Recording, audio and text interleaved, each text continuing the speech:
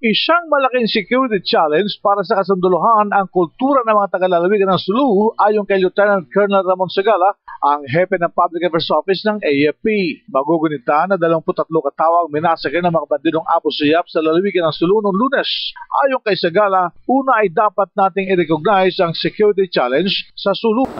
Those na hindi pa na-assign dyan o hindi pa tumira dyan, hindi nila naiintindihan yung security challenges dyan. Madaming armas dyan, ang proliferation of firearms, madami ring tumitingin na ang resolusyon sa lahat ng problema ay dinadaan sa armas.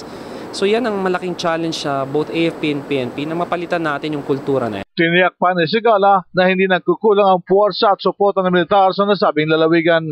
Madali lang kasing sabihin na kulang ang kasundaluhan, kulang ang suporta. Dapat tingnan din natin yung kultura. At ano na ang kinahignasan ng mga tao doon, no? We are already making headway by getting the support of the people, the community.